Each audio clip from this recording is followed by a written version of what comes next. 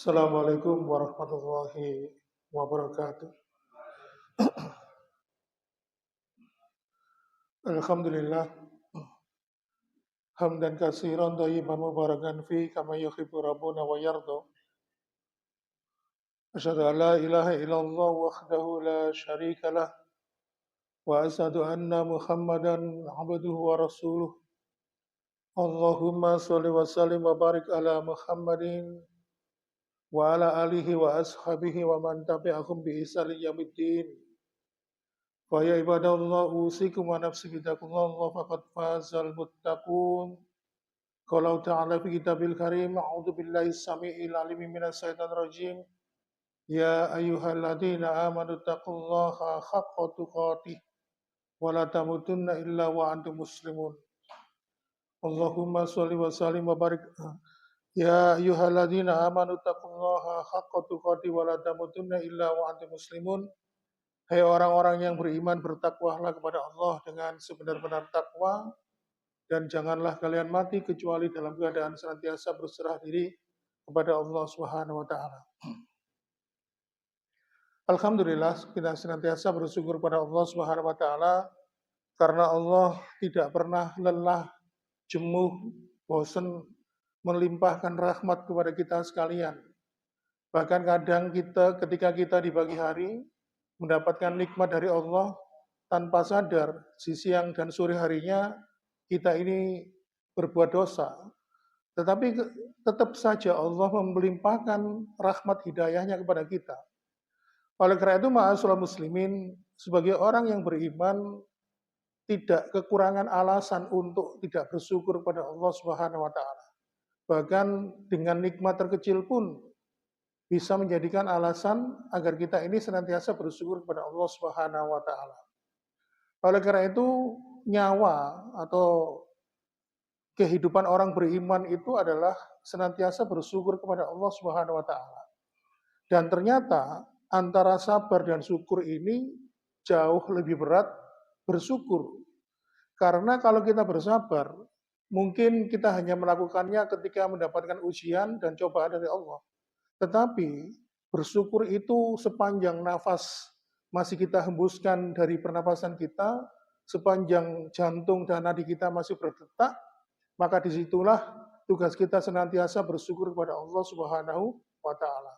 Bahkan Rasulullah SAW, junjungan kita Nabi Muhammad SAW, sering mengucapkan lantunan kalimat yang indah, Allahumma a'inni ala dzikrika wa syukrika wa husni ibadatik. Ya Allah, tolonglah aku agar senantiasa mengingatmu, agar senantiasa menerima syukur kami dan senantiasa membaguskan ibadah kami kepadamu.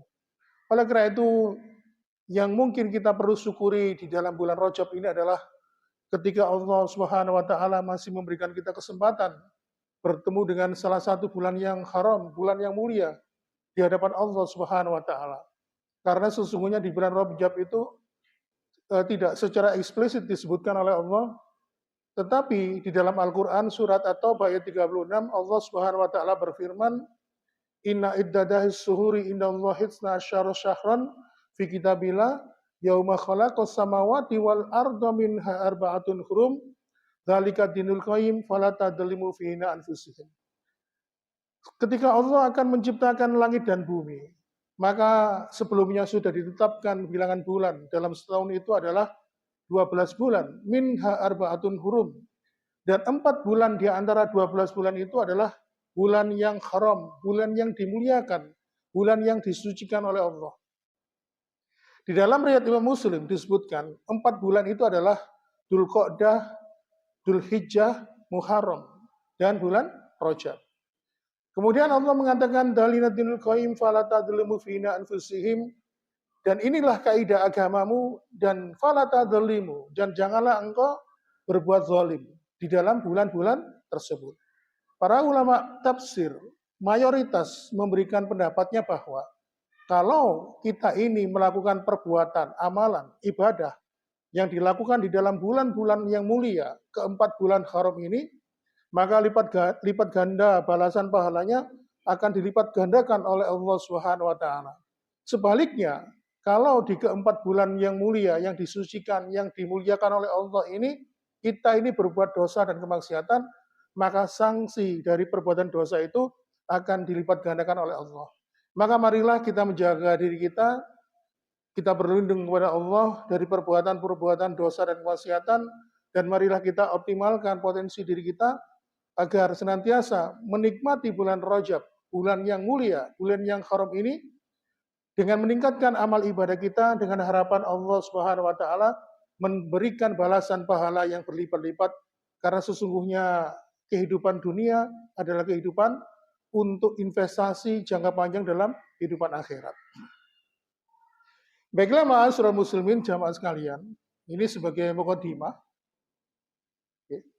sesuai dengan yang telah disampaikan oleh panitia, judulnya ini adalah yang paling setia mendoakanmu. Sebelumnya mungkin jenengan ingat beberapa bulan yang lalu ketika saya di sini tampil sebagai pemeran pengganti, menyampaikan hal yang melapangkan dan menyempitkan kubur. Di situ kita bahas beberapa amalan-amalan yang bisa melapangkan dan menyempitkan kubur. Maka pada kesempatan di malam hari ini kita masih berkaitan membahas tentang alam kubur. Setelah kita ada di alam kubur, maka pembahasan kita di malam hari ini adalah siapakah yang paling setia mendoakanmu. Tapi sebelumnya, untuk memahami ini kita harus menggunakan mukadimah. Jadi kalau kita misalnya mau masak daging sapi itu menjadi rawon, ya, kita harus mukadimahnya tahu. Kita siapkan keluaknya, kita siapkan bumbu-bumbunya.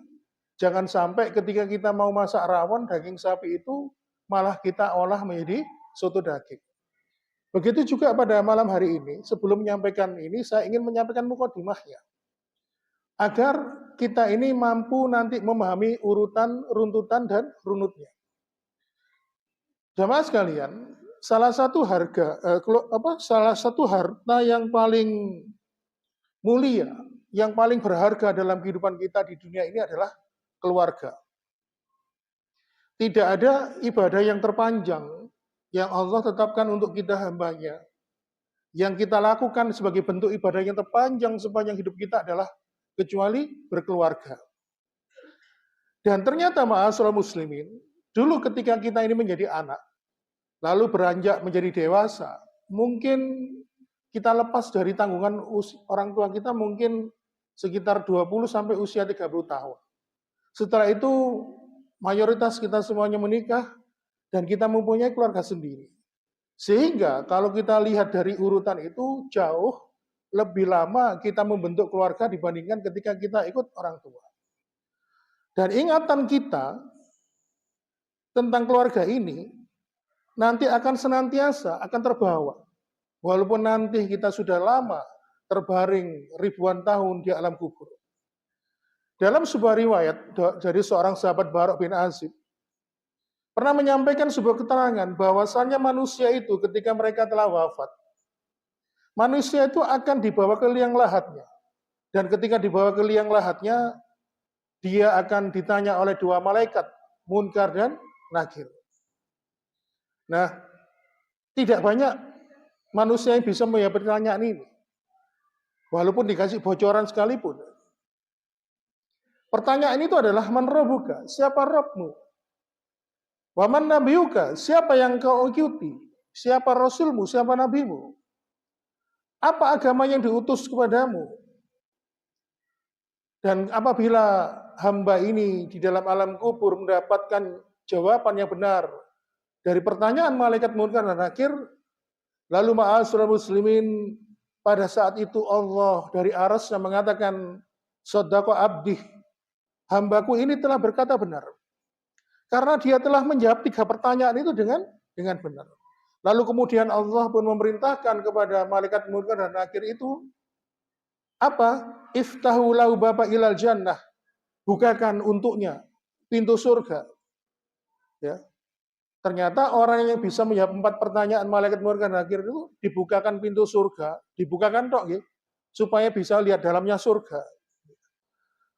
Terus kemudian setelah dia melihat tempat dia akan kembali yaitu surga, datanglah sosok yang rupawan. Kalau dia laki-laki, didatangi laki-laki yang tampan rupawan. Kalau seandainya si hamba itu perempuan, maka dia didatangi sosok wanita yang cantik menawan. Lalu si mayit itu bertanya, "Man anta? Siapa engkau?" Lalu orang yang datang dengan bentuk yang rupawan dan cantik itu mengatakan, "Ana amaluka soleh." Aku adalah amal solehmu. Aku akan menjadi sahabatmu dalam alam kubur ini.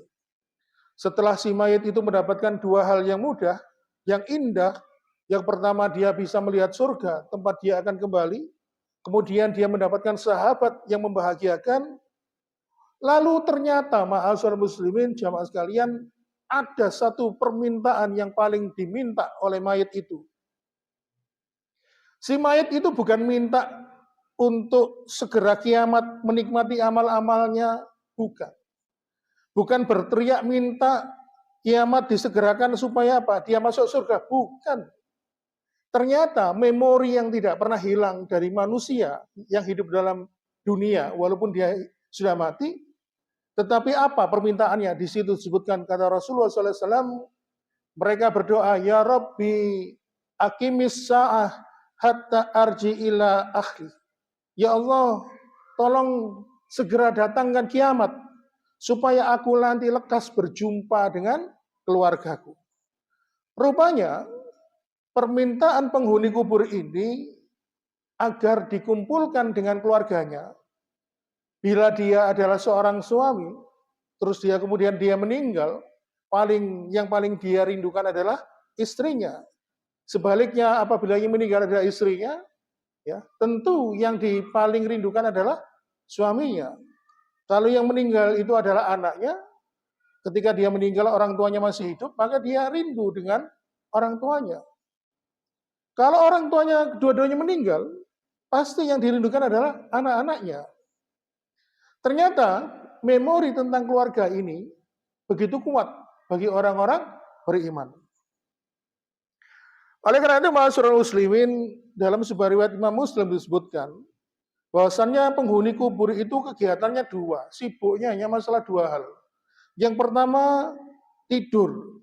Tidurnya orang mukmin yang meninggal dalam alam kubur itu dibagikan tidurnya seperti pengantin, Pak. Anger, Pak. Kedua, kegiatan yang kedua, ya apa? Mereka merindukan kedatangan keluarga yang akan menyusul kematiannya. Jika mereka keluarga yang beriman, mereka merindukan mendapatkan apa? Merindukan tentang nikmat kubur. Ma'asyiral muslimin, dan ternyata mereka ini bisa dipertemukan oleh Allah Subhanahu wa taala dalam kehidupan di alam kubur, saling bertanya. Misalnya sang bapak meninggal tahun 2000. Terus kemudian ada keluarganya, istrinya meninggal tahun 2005. Bapak tanya, "Duh, Mah, anak kita yang pertama gimana dulu?" Katanya jadi nikah tak sama ini. "Oh, iya, dia sudah dikaruniai anak." Terjadi dialog, saling menanyakan keluarganya, saling merindukan. "Oh, gimana kabarnya Pak Le atau Bude?" Hampir semua keluarga yang dicintai, mereka dipertemukan oleh Allah. Begitulah kira-kira. Dan ternyata Allah juga bisa menghadirkan orang yang sudah meninggal dari keluarga kita di hadapan kita yang masih hidup, tetapi dalam alam mimpi, dan ini sudah beberapa kali saya alami. Jadi terjadi dialog, ya, saling bercerita dan sebagainya. Cuma kadang-kadang orang Jawa itu kadang-kadang diugemi sing aneh-aneh. Wah, nek diparani wong meninggal itu biasa lah. Ma'asyiral muslimin, sekarang kita sesuai dengan tema kita. Lalu, kalau kita nanti sudah meninggal, siapakah yang paling setia akan mendoakan kita? Ternyata para ulama menyebutkan yang paling setia mendoakan kita nanti ketika sudah meninggal itu ada tiga. Ada tiga kelompok. Dan tiga-tiganya ini mereka adalah keluarga kita. Apakah ustadz yang mendoakan kita? Ya, mungkin ustadz akan doakan kita mungkin maksimal 7 hari. Setelah itu lupa. Apakah yang mendoakan kita adalah sahabat karib kita? Ya mungkin mereka akan mendoakan. tetapi 1, 2, 3 hari setelah itu sudah lupa. Tetapi kalau keluarga kita yang mendoakan itu misalnya, kalau orang tua yang meninggal, lalu kemudian yang mendoakan adalah bila suami, yang mendoakan adalah istrinya. Setiap saat, setiap setelah salat 5 waktu didoakan, dimintakan ampunan, ya, dimintakan amal-amalnya diterima, dimintakan supaya mendapatkan tempat yang mulia di sisi Allah Subhanahu wa taala. Kemudian apabila yang wafat itu istri, maka suaminya juga akan mendoakan. Dan apabila yang meninggal itu kedua orang tua, tentu yang paling setia di sini adalah anaknya.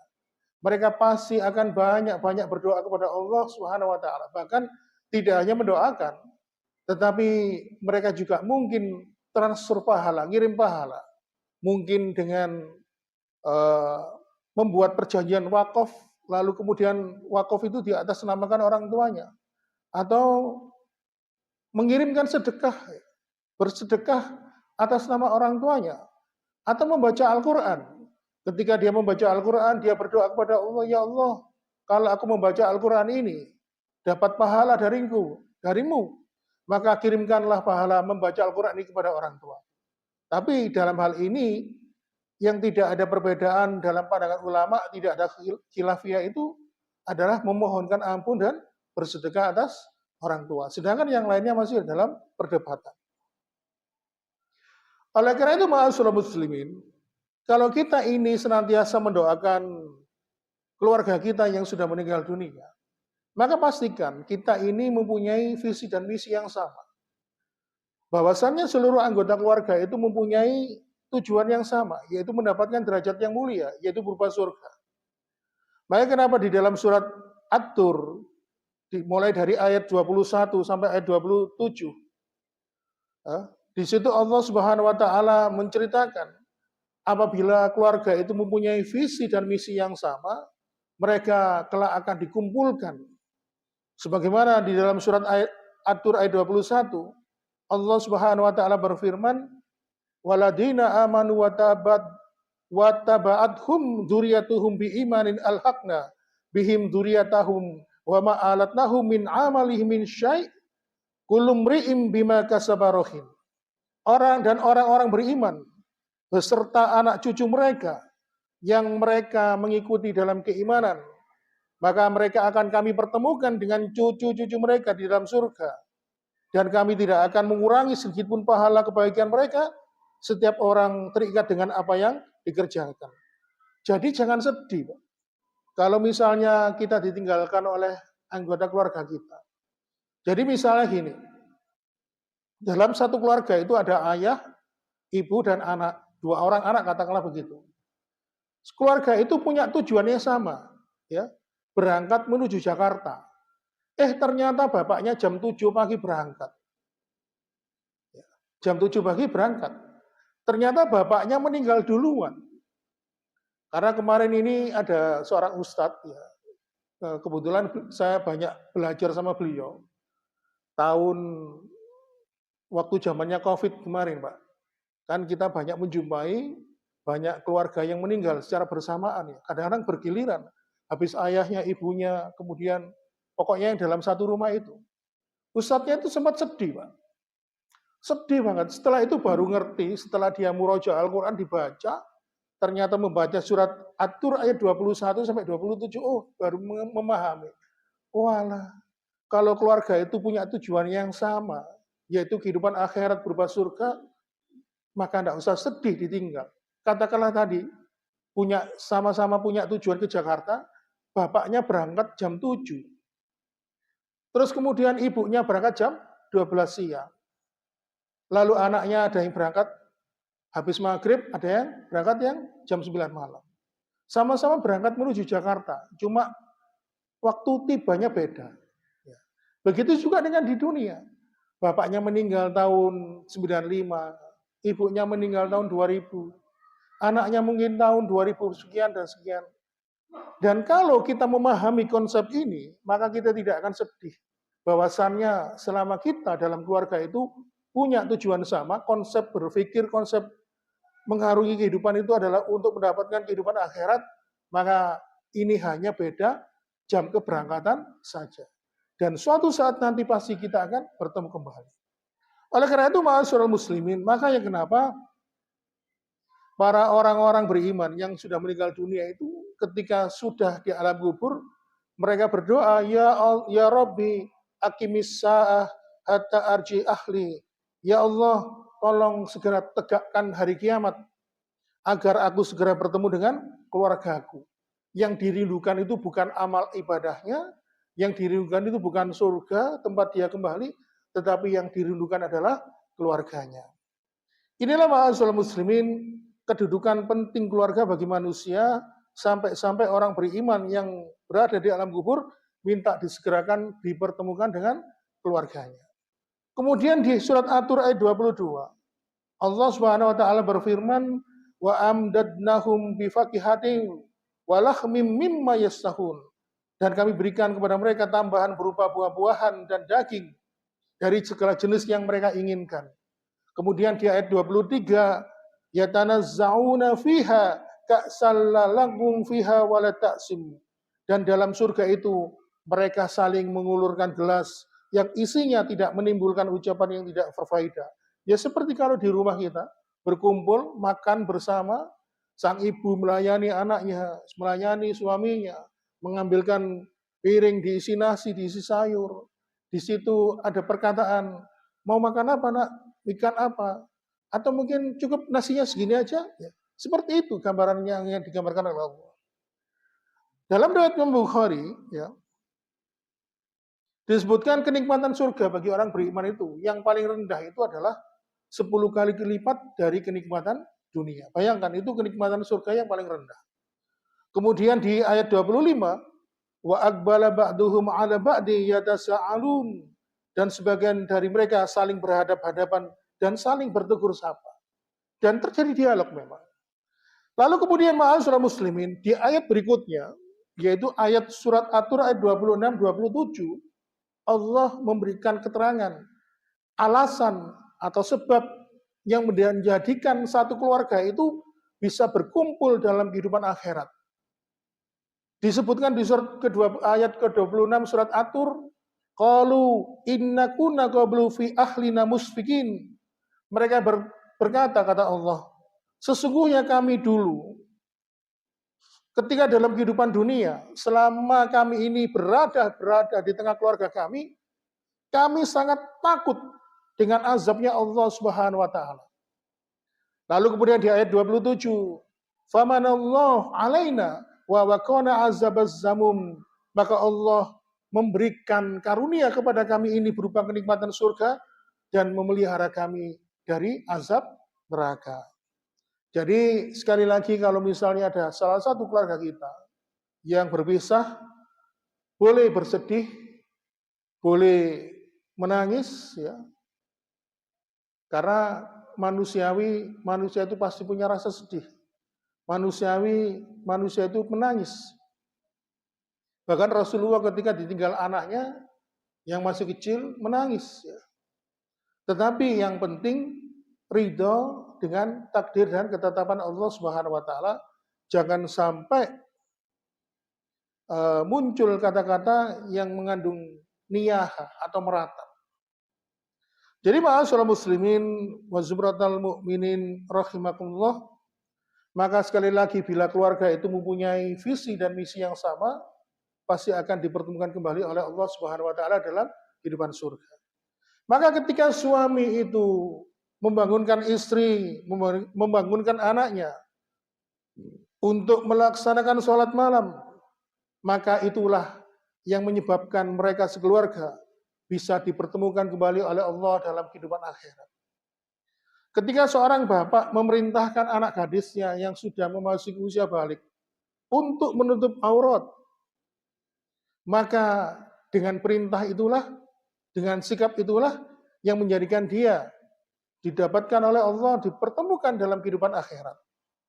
Ketika ada seorang bapak atau mungkin orang tua, apabila bapak dan ibunya bekerja, berusaha semampunya mencari harta yang halal, berusaha menghindari perkara-perkara yang syubhat, perkara-perkara yang dilarang oleh Allah, ingin memberikan nafkah yang halal, maka dengan perkara itulah yang kelak bisa menjadikan keluarga itu bisa berkumpul di hadapan Allah Subhanahu wa taala. Oleh karena itu, ma'asyiral muslimin, maka orang yang hidup di dunia lalu menanamkan rasa takutnya kepada Allah dalam kehidupan dunia ini, pasti ketika nanti dia dalam kehidupan akhirat, dia akan mendapatkan ketenangan. Sebaliknya, jika ada orang yang dalam kehidupan dunia ini tidak takut pada Allah Subhanahu wa taala, seluruh larangannya diterjang, seluruh apa yang diharamkan dilaksanakan.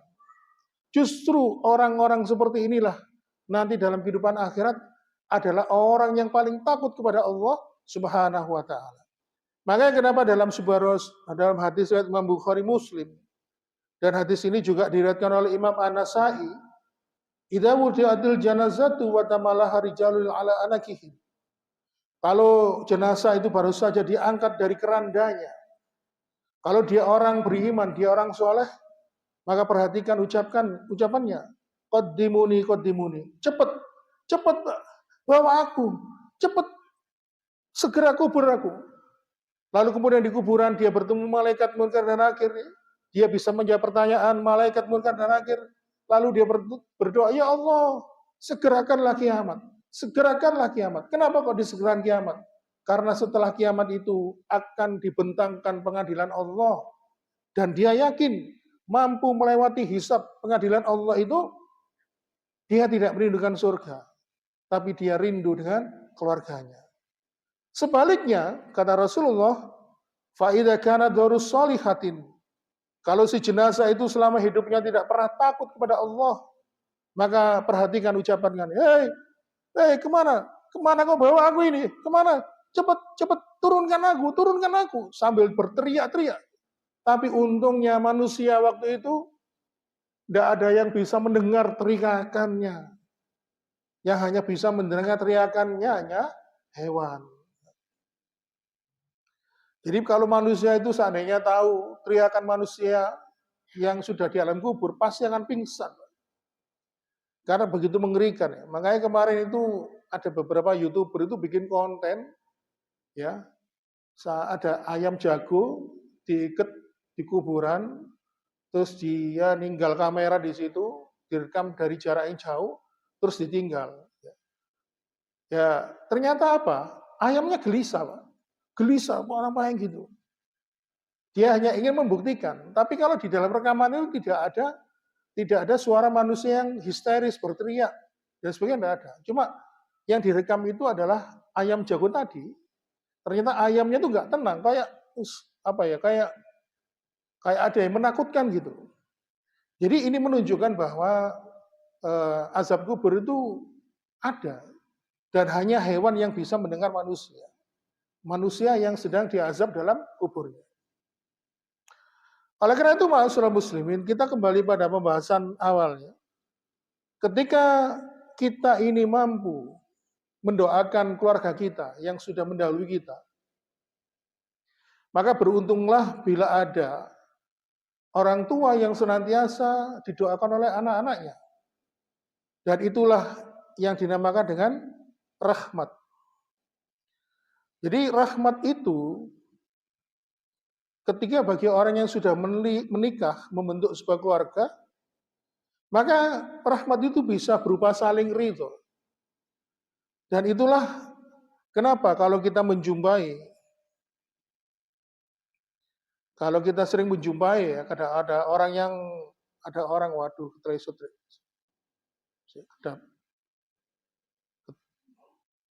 Ya napa ngeten teresut ngene. Salah tekan tombol, Pak. Soalnya WA ini tidak ada ya, Bang. Akhirnya kalau sinau rumiyin iki, kelompok sampai pada jam 5 mau bari mantun.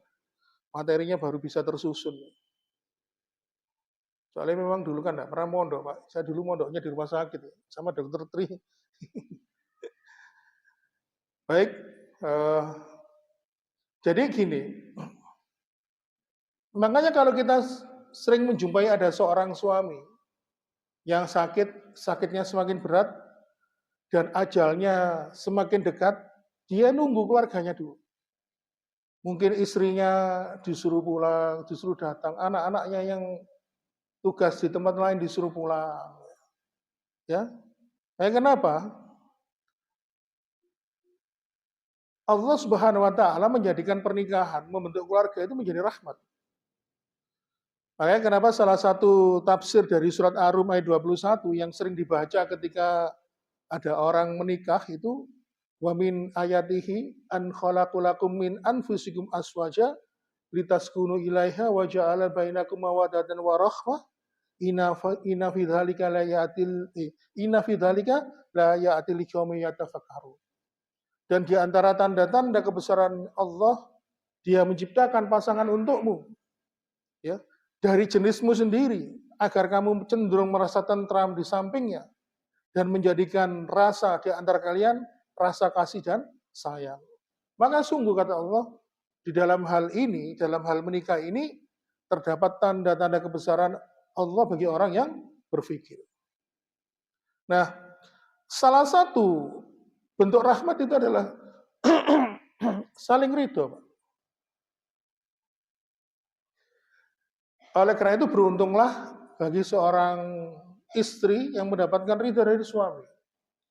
Dalam sebuah riwayat disebutkan ketika Allah Subhanahu wa taala menetapkan takdir kematian seorang wanita yang kebetulan statusnya adalah istri, dihadirkanlah di situ suaminya. Allah bertanya kepada suaminya, "Gimana istrimu ketika aku takdirkan si fulana ini menjadi istrimu? Apakah engkau bahagia dengannya? Apakah engkau ridho dengan istrinya? Apakah engkau ridho kujadikan dia menjadi istrimu?" Lalu kemudian laki-laki mengatakan, "Ya Allah, aku ridho." Makanya Pak Nun Sewu, ini ada beberapa ustadz itu yang pernah menyampaikan, apabila posisi kita ini menjadi suami, lalu posisi istri kita akan meninggal dunia, maka untuk melapangkan jalannya dia menghadap Allah, kita berdoa, "Ya Allah, aku ridho dengan istriku, ya Allah. Dia adalah sebaik-baik pasangan hidup yang telah kau takdirkan untukku." Maka dengan ketika sang suami ini mengatakan ridho, maka bagi seorang wanita itu adalah sebuah prestasi yang paling tinggi. Prestasi wanita yang paling tinggi itu bukan menjadi gubernur Kak Bu Khofifah, enggak. Prestasi seorang wanita itu bukan menjadi seorang presiden kayak Bu Megawati, bukan. Posisi prestasi wanita yang paling tinggi itu bukan menjadi kepala dinas, bukan menjadi camat, bukan menjadi manajer atau direktur sebuah perusahaan. Prestasi seorang wanita yang paling tinggi di hadapan Allah adalah ketika dia mendapatkan ridho dari suaminya.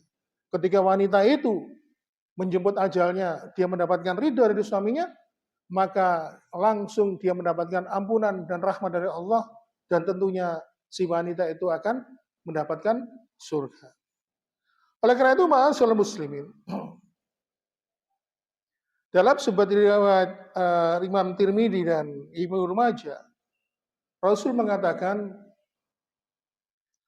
wanita mana saja yang meninggal dunia, lantas suaminya ridho kepadanya, maka dia akan masuk surga. Ternyata semuanya itu beban, semuanya itu ada pada suami. Makanya ketika seseorang itu bisa menjadi wanita yang soleh, itu juga karena peran dari suaminya. Oleh karena itu, ma'asyiral muslimin, itulah keluarga. Jadi kalau sudah terjadi saling ridho di antara keluarga itu, maka itulah yang dinamakan dengan rahmat. Di dalam keluarga itu ada sebuah nikmat, kata Imam Al-Qurtubi, apabila ada pada 3 hal. Yang pertama, nikmat yang paling tinggi itu adalah ketika seorang hamba bisa bertemu dengan Allah, menghadap langsung, bertemu langsung. Yang kedua adalah ketika nanti kita bertetangga dengan para nabi dan rasul di surga nanti. Dan ada yang ketiga adalah ketika kita nanti bisa bertemu dengan keluarga kita dalam kehidupan akhirat. Makanya ini perlu ditiru ya, seperti Abu Darda dan Ummu Darda, sepasang suami yang sangat bahagia, romantis. Abu Darda pernah mengatakan kepada istrinya, istriku, nanti kalau kamu nikah lagi, nanti kalau aku mati, maaf, wahai istriku, kalau aku nanti mati, kamu jangan nikah lagi ya. Karena apa? Karena ada sebuah keterangan dari sebuah riwayat mengatakan, kalau nanti suaminya meninggal, istrinya janda kan, maka kalau dia menikah, katakanlah dalam kehidupan dunia 2 atau 3 kali, maka dia akan, kalau dia wanita soleh, maka akan dimasukkan oleh Allah dalam surga, dan akan dalam surga itu dipertemukan dengan suami terakhirnya.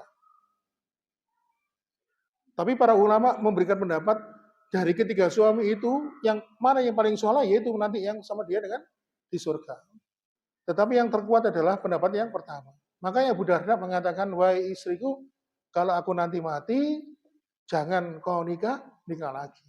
Dan ternyata Ummu Darda ketika menjanda, banyak yang melamar. Salah satunya Muawiyah bin Abi Sofyan. Sampai nggak terima, Muawiyah kan sahabat Nabi, masih ada kekerabatan, orang penting, pejabat. Ketika dia melamar, loh kenapa? Apa yang kurang dari diriku, kata Muawiyah. Bukan begitu, karena aku cinta dengan suamiku, perasaanku masih cinta. Dan aku tidak bisa membuka hatiku pada orang lain. Inilah ma'asyiral muslimin wa sumratal mu'minin rahimakumullah. Tetapi perlu diketahui, di dalam keluarga itu ada juga ujian, yaitu fitnah. Jadi fitnah itu, kalau dalam bahasa agama, kalau mengatakan fitnah itu artinya ujian. Ya. Seperti kisah pernikahan Nabi Muhammad SAW dengan Habsah. Istrinya Nabi itu kan ada 9 kalau nggak salah ya. Dan setiap malam Nabi itu berusaha adil dengan istri-istrinya. Nah, waktu itu Nabi dapat giliran bermalam di rumah istrinya yang bernama Habsah. Dan ternyata ketika Nabi mau masuk rumahnya Habsah, dan kebetulan Habsah itu waktu itu keluar, dia ada di rumah, salah satu istri Nabi yang bernama Sofia ketemu. Akhirnya ngobrol dan nemui Nabi di ruang tamu rumahnya Habsah. Qadarullah, Nabi berada di rumah Habsah, pas gilirannya menginap di rumah Habsah. Habsah langsung datang, dia ada keperluan di luar, masuk ke rumah. Ketika menjumpai Nabi bercengkrama dengan Sofia, muncul cemburu. Sehingga akhirnya apa? Di dalam hati Habsah muncul rasa cemburu. Terus sempat protes. Lalu Nabi mengatakan, ya enggak apa-apa, segini aja. Kalau bisa jangan disebarkan kemana-mana ya. Nggak usah dibahas, nggak usah dilebih-lebihkan, nggak usah dibesar-besarkan. Karena waktu itu Habsah protes. Lalu kemudian keesokan harinya Habsah ini bertemu dengan Aisyah, menceritakan kejadian semalam. Nah, padahal Nabi itu kan rumangsane gini, mesti tak kandhani, ojo diomong-omong, ojo dibahas, ojo digedek-gedek, ojo dibesar-besarkan, kok malah diceritano Aisyah gitu. Akhirnya muncul di situ Nabi ingin menceraikan Habsah. Nah, akhirnya apa? Allah Subhanahu wa taala mengutus malaikat Jibril untuk menemui Nabi Muhammad. Jibril mengatakan, irji'i ila Habsah, fa innaha zaujatul fil jannah, fa innaha sawamma wa qawamma. Ya Muhammad, Allah perintahkan agar engkau kembali kepada Habsah. Jangan dicerai, kembalilah kepada Habsah. Karena Habsah itu adalah istrimu di dunia dan juga istrimu di surga nanti. Dan Habsah itu tidak layak untuk diceraikan. Kenapa? Jibril mengatakan fa innaha sawama wa qawama, karena sesungguhnya Habsah itu paling banyak puasanya dan paling banyak sholat malamnya. Jadi di dalam keluarga itu di samping ada rahmat, berupa nikmat juga ada ujiannya. Baik ma'asyiral muslimin, lalu kemudian siapa nanti yang akan setia menemani kita dalam kehidupan dalam alam barzakh? Ya, ada 3 yang akan menyertai kita. Dalam sebuah riwayat Imam Muslim dari Anas bin Malik bahwa Rasulullah SAW bersabda, "Yadfa'ul mayita salasatun, wa yarji usnani wa yabqa wahidun, yadfa'uhu ahluhu wa maluhu wa amaluhu, wa yarji ahluhu wa maluhu wa yabqa amaluhu." Rasulullah menyampaikan, mayit itu akan diantar oleh 3. Yang pertama akan menemaninya, dan yang kedua akan kembali. Yang mengantarkan adalah keluarganya, hartanya dan amalnya. Keluarga dan hartanya akan kembali, dan yang akan tetap bersamanya adalah amalnya. Artinya, dalam hal ini menunjukkan manusia itu punya kekayaan, punya harta dan keluarga. Nah, yang bertahan di rumah adalah keluarga dan harta, sedangkan amal akan menyertai. Makanya para ulama itu menyebutkan bahwa harta itu sesuatu yang tidak pernah setia kepada satu orang saja. Ketika pemilik harta itu meninggal, maka dia akan rela berganti kepemilikan hartanya untuk orang lain. Oleh karena itu, ma'asyiral muslimin wa subratal mu'minin rahimakumullah. Kita kembali kepada pembahasan kita, yadfa'u ahluhu wa maluhu wa amaluhu. Yang mengantarkan adalah keluarganya, harta dan amalnya, keluarga dan harta pulang, dan yang akan bersamanya ada amal. Ahluhu, keluarga, wa maluhu, harta, wa yabqa amaluhu, amalnya.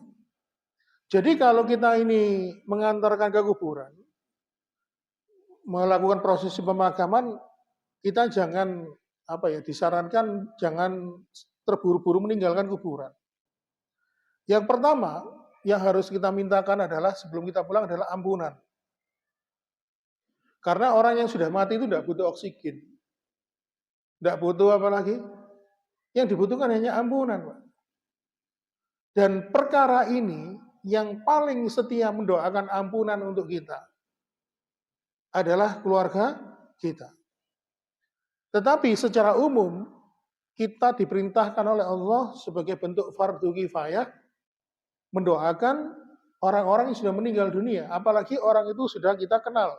Entah itu teman kantor, sahabat, teman karib, ataupun teman jamaah masjid. Karena Allah mengatakan di dalam surat Al-Hasyr, ayat ke-10, Rabbana gfir lana wa li ikhwanina alladhina sabaquna bil iman wala taj'al fi qulubina ghillan lil ladzina amanu rabbana innaka raufur rahim. Ya Tuhan kami, ampunilah kami dan ampunilah saudara-saudara kami yang telah beriman lebih dulu daripada kami, dan janganlah Engkau tanamkan kepada kami kedengkian terhadap orang-orang beriman. Ya Tuhan kami, sungguh Engkau Maha Penyantun, Maha Penyayang. Jadi ayat ini memerintahkan kita mendoakan orang yang sudah meninggal dunia. Tetapi pembahasan kita adalah siapakah yang paling setia mendoakan kita? Dan yang saling setia mendoakan kita adalah keluarga. Oleh karena itu, ma'asyiral muslimin wa sumratal mu'minin rahimakumullah.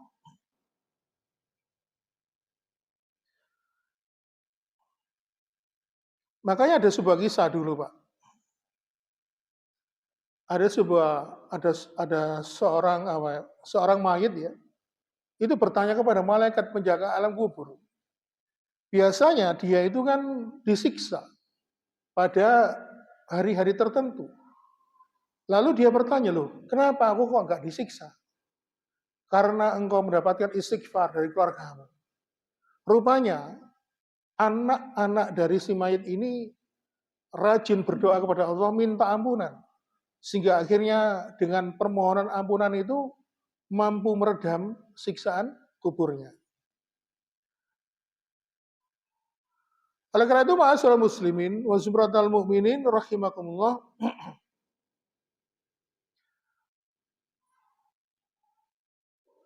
Orang yang sudah meninggal dunia itu sudah tidak membutuhkan apapun. Walaupun dia dalam kehidupan dunia mencari harta, bergelimang harta, hartanya tidak mau ngikut dia.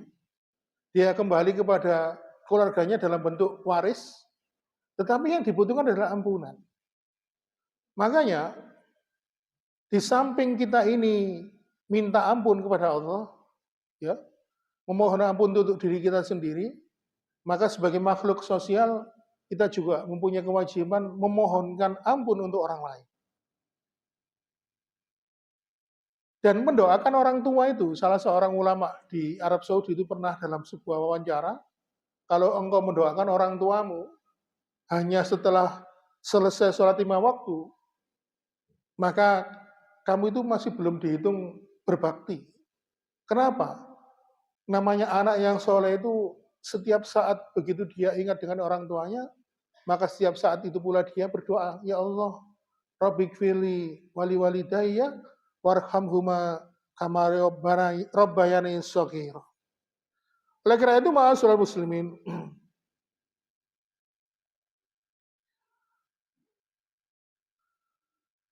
keluarga kita ini pasti akan paling setia mendoakan kita.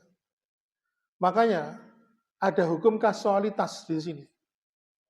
Jadi kalau kita ini selama hidup sebagai anak, kita senantiasa mendoakan orang tua kita, maka ada hukum kasualitas.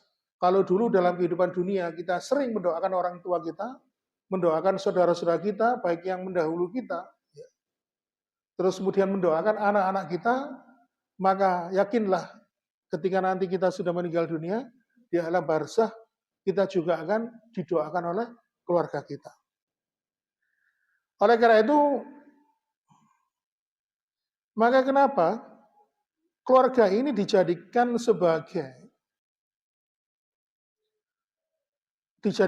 apa? Pusat memori bagi orang yang sudah meninggal. Maka orang-orang yang sudah meninggal itu tidak sabar ingin ketemu dengan keluarganya.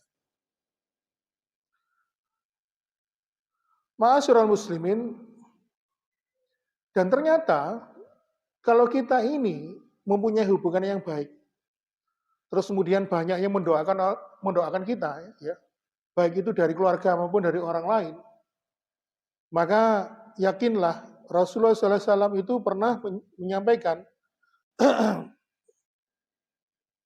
man mata fayusolli alaihi arba'una rajulun la yusrikun nabila ila syafa' humullah yaumal qiyamah. Barang siapa ada orang yang meninggal dunia, lalu dia disolati dan didoakan oleh orang yang soleh sebanyak 40 orang. Orang soleh sebanyak 40 orang. Standar kesolehannya apa? Standar kesolehannya adalah dia tidak pernah berbuat kesyirikan. Maka ketika dia didoakan oleh 40 orang yang soleh, disolati oleh 40 orang yang soleh, maka pastikan ketika kita hidup di dunia, kalau kita kenalan sama orang, berteman dengan orang, pastikan suatu saat kalau kita meninggal orang itu pasti akan mendoakan kita. Artinya apa? Ketika kita ini menjalin persahabatan, menjalin pertemanan, kalau menurut Pak Atmuji yang guru bahasa Inggris itu istilahnya engagement. Engagement itu kedekatan ya. Ada keakraban di situ. Biasanya dipakai bahasa marketing. Kalau kita sudah menjalin engagement, maka jangan ragu, teman kita siapapun pasti rela akan mendoakan. Maka pastikan kalau kita ini bersahabat, berteman dengan orang lain, pastikan orang itu nanti pasti akan mendoakan kita. Tentunya apa? Tentunya itu dilandasi dari sikap kita kepada orang lain. Kalau kita ini sesuai dengan tadi yang saya sampaikan, ada hukum kasualitas. Kalau kita sering mendoakan orang lain, maka kita juga akan didoakan.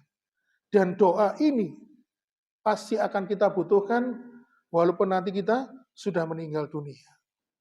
Oleh karena itu, ma'asyiral muslimin wa zumratal mu'minin rahimakumullah, dan jangan lupa, mumpung kita masih hidup, kita harus mempunyai amalan-amalan yang bermanfaat. Jangan hanya mengharapkan doa, tapi kita juga harus punya investasi berupa amalan-amalan. Mungkin bisa kita memberikan pesan, memberikan nasihat, atau mungkin ilmu yang bermanfaat, sehingga pesan atau ilmu yang kita sampaikan diikuti oleh banyak orang. Mungkin kita ngajarkan sholat, ngajarkan ngaji kepada anak-anak kita. Lalu setelah anak kita sudah punya anak, ngajarkan kepada anaknya, kepada tetangganya.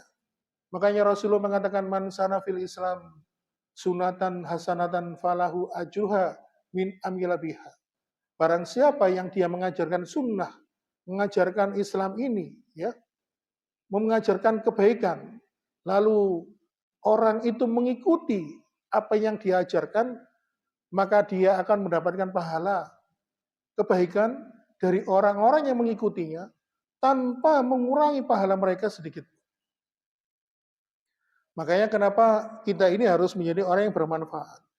Dan jangan lupa, bentuklah anak-anak yang soleh, karena anak yang soleh itu adalah, pertama, kalau dia berdoa, pasti dia akan dikabulkan oleh Allah doa-doanya. Apalagi doanya minta ampunan untuk orang tuanya. Kemudian, membentuk anak yang soleh itu berarti kita mempunyai royalti. Ya. Maksudnya gimana? Setiap anak soleh kita, anak-anak soleh itu beribadah. Ya. Karena menjadi anak soleh juga peran dari orang tua. Ketika anak yang soleh itu sedang beribadah, maka ketika dia mendapatkan pahala dari ibadah yang dia lakukan, maka kita akan juga mendapatkan pahala dari apa yang dia lakukan. Kenapa? Karena atas peran diri kita inilah sehingga membentuk anak-anak yang soleh. Makanya kenapa perlu kita juga tanamkan kepada anak keturunan kita bahwasannya orientasi hidup keluarga kita adalah mencapai tujuan yang sama, yaitu kehidupan akhirat. Ma'asyiral muslimin wa zumratal mu'minin rahimakumullah. Makanya kenapa dulu ketika Rasulullah menjelang wafatnya, Fatimah, putri beliau yang paling besar, yang sulung, itu menangis. Ya, lalu dipanggil oleh Rasulullah, mendekatlah. Lalu dibisikkan, hai anakku, penderitaan ayahmu tinggal hari ini saja. Besok sudah tidak lagi. Fatimah mendengar ayah mengatakan begitu, loh, kalau penderitaannya sampai hari ini saja, besok tidak lagi, berarti ayahku akan meninggal dunia. Menangis Fatimah, sedih. Lalu kenapa? Dipanggil lagi, disuruh mendekat, dibisiki. Fatimah, nanti setelah aku pergi, maka keluargaku yang paling cepat nyusul aku adalah kamu. Begitu mendengar demikian, Fatimah bahagia, senang. Sampai Ibunda Aisyah yang ada di situ, ketika Rasul menjelang wafat kan di pangkuan Ibunda Aisyah, setelah 3 atau 4 hari setelah pemakaman Rasulullah, penasaran kan ditanya, apa yang dibisikkan ayahmu itu? Ya itu tadi yang dibisikkan. Disuruh mendekat, ya, dibisiki akan pergi.